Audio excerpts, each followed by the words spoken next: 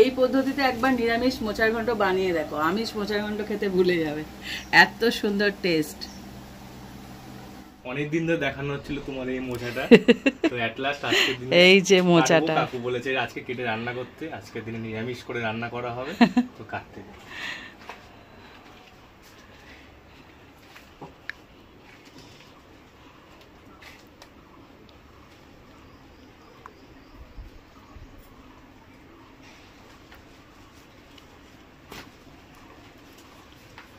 ভালোই বড় হয়েছে। বাহ কি সুন্দর দেখি, বাহ এই দেখো মোচা, আর একজন মোচা টোচা কেটে একদম সফল হয়ে ফিরেছে। নমস্কার বন্ধুরা, আমার চ্যানেলে তোমাদের সবাইকে স্বাগত জানাই। এই দেখো পেরে নিয়ে চলে এসছে, ওই যে সেই গাছটা একটু আগে আমার ছেলে গিয়ে পেরে আনলো। এটা আমার দেওর হয়, তোমরা দেখেছো এর আগে অনেক কিছু আমায় গিফট করেছে, মোরগ তারপরে কলা পাতা তো নেই, সেটা পারমিশন দেওয়া আছে, যখন তখন নিতে পারো। তারপরে এই ভাদালি গাছ আছে, ভাদালি মানে হলো তোমার গাদাল পাতা, ওদের বাড়িতে মোটামুটি যা যা আছে সব আমাকে মোটামুটি দেয়। আবার সবুজ সবুজ জামরুল দিয়েছে, এটা এক্সট্রা গল্প হয়ে যাচ্ছে। যাই হোক, এই মোচাটা আজকে করবো নিরামিষ ভাবে। অনেক সময় কি হয়, অনেকে ভাবে মোচা চিংড়ি মাছ না দিলে না ভালো লাগে না, কিন্তু না, ওর মধ্যে নারকেল পড়বে, আরো অনেক কিছু পড়বে, যেটা এর স্বাদ 3 গুণ হয়ে যাবে। সবসময় যে আমিষ করতে হবে এমন কোনো কথা নেই, নিরামিষের দিনও সুন্দরভাবে ভাত খাওয়া যায়। তো চলো শুরু করা যাক। দেখো এখানে একটা বটি নিয়ে নিয়েছি, আর এই হাতে আমার গিফটেড মোচা। এবার এটাকে কাটতে হবে, লং প্রসেস, এটাকে কাটতে ধৈর্য লাগে, প্লাস কি বলতো অনেক কিছু লাগে। এবার একটা একটা করে ছাড়াবো, এর ভেতর যে শক্ত টাটিটা আছে না, এটা ছাড়াতে একটু সময় লাগে, না হলে কিন্তু পটাপট কাটা হয়ে যেত। এই দেখো এখানে যে এই যে শক্ত টাটিটা আছে এইটা, আর এখানে যে সাদা অংশটা আছে, এই দুটোর জন্য একটু সময় নেবে। কিছুটা ছাড়ানোর পরে টোটালটাই নিয়ে নেবো, তখন আর ফেলবো না। তো আস্তে আস্তে আমি এগুলো কাটতে থাকি। এগুলোকে একটা করে এরকম ভাবে খুলবো। আমি এই পদ্ধতিতেই কাটি, আমার সুবিধা হয়। যে পার্টটা যার মধ্যে থাকে তাকে তার মধ্যে রাখিয়ে দেখো, এর মধ্যে ছিল, এটা আমার মানে পদ্ধতি কাটার সুবিধার জন্য রাখলাম। এই দেখো তোমরাও চেষ্টা করতে পারো এই পদ্ধতিটা অ্যাপ্লাই করার জন্য। এই দেখো এর খোলে ভেতর এটা ছিল, এই পার্টটা এর মধ্যে রাখবো, পটাপট ধরবো আর একটা করে কাটবো। এই দেখো প্রত্যেকটা পার্টের ভেতরে আছে। এই দেখো আর খুলতে হলো না, অটোমেটিক খুলে যাচ্ছে, কাজ কমিয়ে দিচ্ছে আর কি।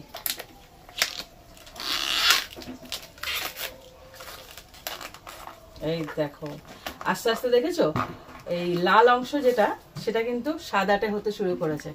একদম যখন সাদা হয়ে যাবে তখন কি আর কাটতে মানে কেটে বাদ যাবে না, তখন আমার পুরো কাজে লেগে যাবে। দেখো কতটা কাটা হয়ে গেছে, এই হলো সব খয়েরি খোসা। এবারে সাদা হয়ে গেছে মানে এটা আর বাদ দেবো না, সব নেওয়া যাবে। বুড়ো হয়ে যাচ্ছে কাটতে কাটতে, আর আমার হাতের কি অবস্থা দেখো। এইবার এইখান থেকে না পুরো নিয়ে নেব, আর কাটতে হবে না। না এগুলো একদম কচি, তো এগুলো সব নেওয়া যাবে, ফেলবো কেন, সেটা অবশ্যই সবই খাওয়া যায়, গাছের তাজা মোচা বলে কথা। হ্যাঁ একদম।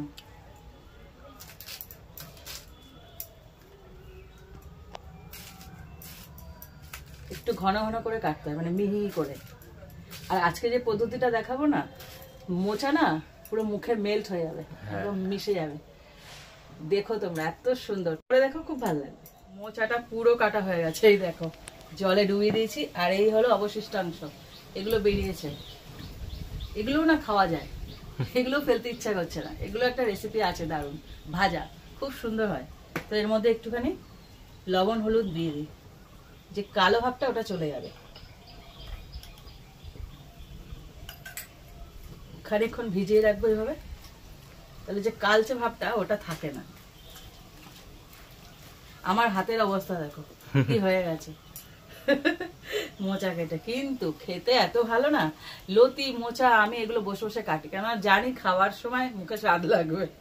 সাধারণত মোচা কিন্তু কড়াইতে এমনি লবণ হলুদ দিয়ে সেদ্ধ করা হয়, তার থেকে বেশি বেটার হবে যখন আমি প্রেসার কুকারে সেদ্ধ করবো। এটা প্রেসার কুকার নিয়ে নিয়েছি, দেখবে খুব মিহি হয়ে যাবে, 3 থেকে 4টে সিটি মেরে নেবো। এটা কি বলতো মুখে মেল্ট হয়ে যাবে, বললাম না, এই জন্যই বলেছিলাম। আমি এটা এক কাকিমার কাছে শিখেছিলাম, যে মানে এত সুন্দর গলেছে কি করে, আমি জিজ্ঞাসা করেছি, না পারতে জিজ্ঞাসাই করে বসেছি। মোচা আমি করি মজে, কিন্তু যেন একটু ছাড়া ছাড়া ভাব থাকে, পুরো মনে হচ্ছে আলুগুলো না তার শুধু মানে দেখা যাচ্ছে মোচা না বলবো এই ভর্তা করে না ভর্তার মতন হয়ে গেছে। কি করে সম্ভব, এত সুন্দর কি করে গলে, কাকিমা একটু বলবে? তখন ওই কাকিমা আমাকে বললো জানো তো যে এরকম প্রেসার কুকারে প্রথমে সিটি মেরে নি। আচ্ছা ও আচ্ছা এই ব্যাপারটা আমার না মাথায় ঢুকছিল না কি করে করে। তখন বললে একটু সিটি মেরে নেবে, দেখবে একদম মিহি হয়ে যাবে। আর মোচা না তাকিয়ে থাকলে ভাল লাগে না, একটু মিহি হলেই ভাল লাগে। তো এটাকে আমি কয়েকটা সিটি মেরে নেবো। এই প্রেসারটা এবার বসিয়ে দেবো। এটা কি বলতো ঝামেলা না, ওই কাটতেই যা ঝামেলা, মানে কাটা কোটা হয়ে গেলে ব্যাস পটাপট হয়ে যাবে। এটা সিটি মেরে নেবো, 5 থেকে 6খানা সিটি দিয়ে তবে নামাবে। একদম আমার রেডি হয়ে গেছে। এবার বসিয়ে দিচ্ছি কড়াই। তোমাদের বলতে ভুলে গেছি, যখন আমি মোচাটা দিচ্ছি এই যে নুন হলুদ জলে ডুবেছিলাম না, একটু জল দিয়ে দেবে ওর মধ্যে, ওখান থেকে তুলে একটু জল দিয়ে তারপরে সেদ্ধ বসাবে, শুধু বসিয়ে দেবো না আবার, তাহলে কিন্তু পুড়ে যাবে। এবার দিয়ে দিচ্ছি, কড়াই বসিয়ে দিচ্ছি, দিয়ে দিচ্ছি তেল। এটা সর্ষের তেলে করো কিন্তু দারুণ স্বাদ আসবে। তেলটাকে গরম করে নিচ্ছি, এবারে ফোড়ন দেবো। এখানে দিয়ে দিচ্ছি গোটা গরম মশলা, দারচিনি আর ছোট এলাচ, তেজপাতা 2খানা, আর দিচ্ছি একটু জিরে। এবার এগুলোকে একটু ভেজে নেব। ফোড়ন একটা সুন্দর ঘ্রাণ বেরোলে ফোড়নটা হয়ে গেছে, আর চটপট চটপট আওয়াজ যাবে, আর কালারটাও পাল্টে যাবে। এই দেখো ভাজা হয়ে গেছে। এবার দিয়ে দিচ্ছি আলু। এখানে ছোট ছোট ডুমো ডুমো করে আলু কেটে দিয়েছি 2খানা মিডিয়াম সাইজের, একটা এরকম বড় মোচা তো তাই আলু দিয়েছি মিডিয়াম সাইজের 2খানা।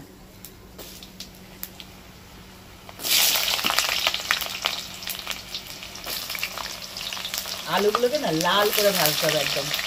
কি বলতো মোচা মোচা বলে না, যে কোনো নিরামিষ রান্না করতে গেলে একটু মানে লাল করে ভেজে তারপরে অনেক কিছু দিয়ে করতে হয়। হ্যাঁ, তবে কিন্তু টেস্টটা আসে।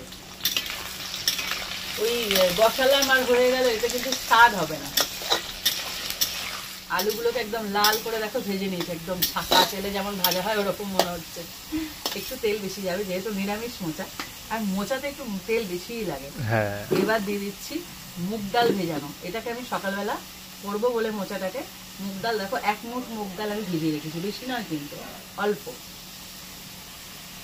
আর জলটা ঝরিয়ে দেবে ভেজানোর পর, একদম যেন জল না থাকে। আলুর সাথে মুগ ডালটাকে ভাজতে হবে।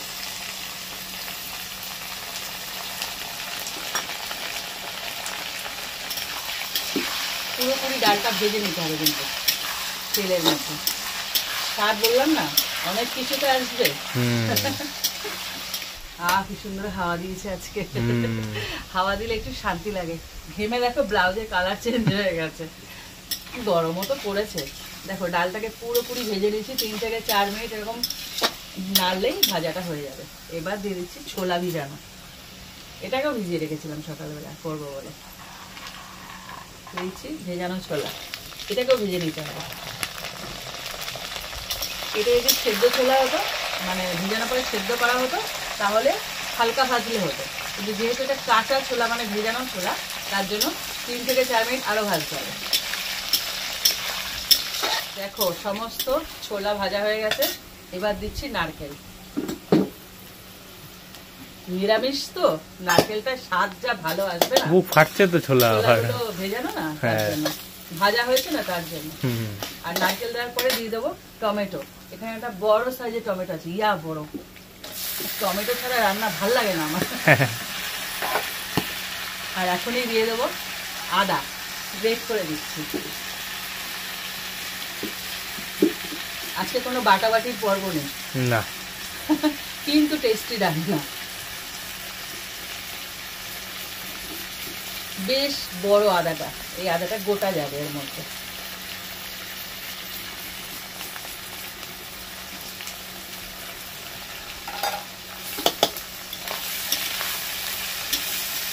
এই টমেটো দেওয়ার সাথে সাথে নারকেলটাও ভাজা হয়ে যাচ্ছে।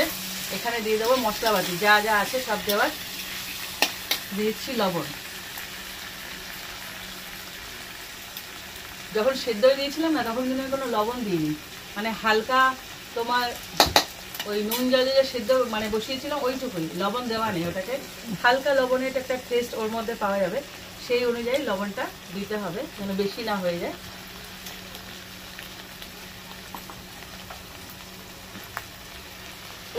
করিস না, আমার হাতে শুধু হলুদ পড়ে যায়।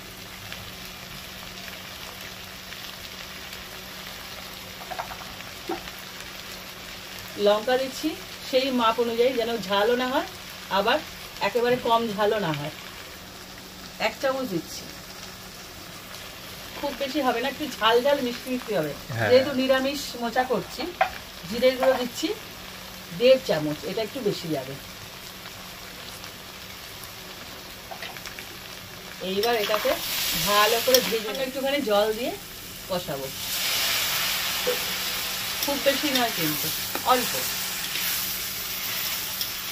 এইখানে না নারকেলটা আমি কুড়িয়ে দিচ্ছি, তোমরা চাইলে নারকেল হয় না ওই যে দা দিয়ে লম্বা লম্বা করে ফালি করে বের করে ছোট ছোট পিস করে, ওভাবে দিতে পারো, টেস্টে কোনো তফাৎ হবে না, তবে ওটা খাটনি বেশি, এটাই খাটনি কম। পুরো দেখো কষানো হয়ে গেছে, সব কিছু একসাথে মিলে মিশে একাকার। এবার দিয়ে দেবো মোচাটা।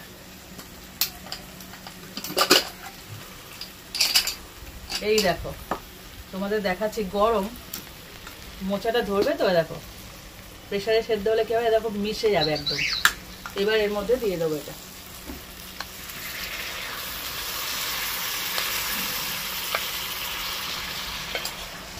এইবার এটাকে শুধু মেশানোর পালা।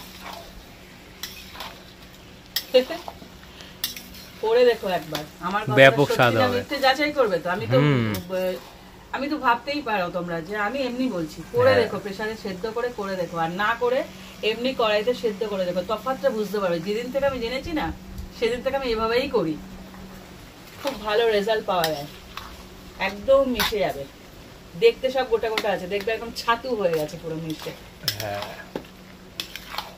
দেখো কতটা কমে এসছে, আস্তে আস্তে সমস্তটা মজে যাবে, একদম শুধু তাকিয়ে থাকবে আলুগুলো। আর একটু ফ্লেভারের জন্য দিয়েছি কাঁচা লঙ্কা চেরা, এটা জাস্ট ফ্লেভারের জন্য দেওয়া। আর এখানে দিয়ে দিচ্ছি, এখানে ভাজার আছে তোমার জিরে আর ধনের মানে ভেজে গুঁড়ো করেছিলাম, এটা দেখালাম না, এটা করা ছিল বলে তাই একদম রেডিমেড দিয়ে দিচ্ছি। এটা অবশ্যই দেবে, এটা একটা ভালো ফ্লেভার দেবে। এটা অন্য একটা ভিডিওতে করে রেখেছিলাম, তো ছিল যখন আমি এটার মধ্যে ইউজ করলাম, আজকে আর দেখালাম না করে।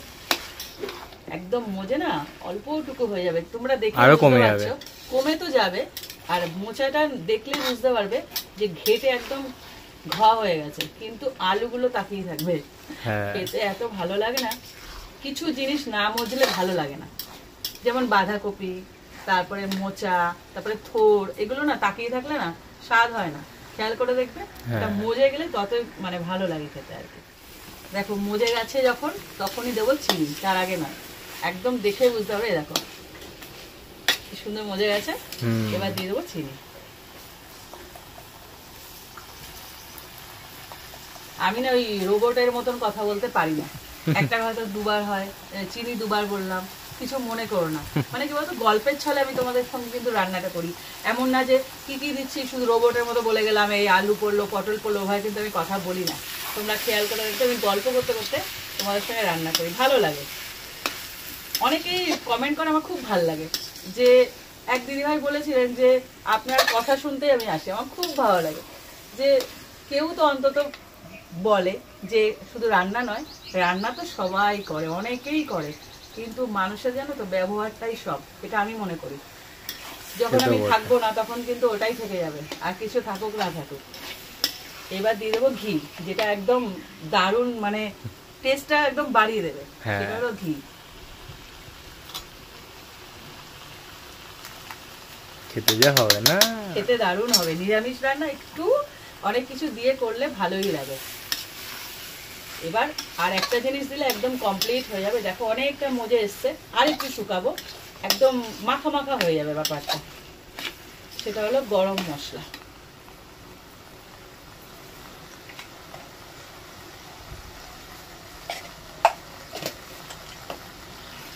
সব কমপ্লিট হয়ে গেছে দেওয়া।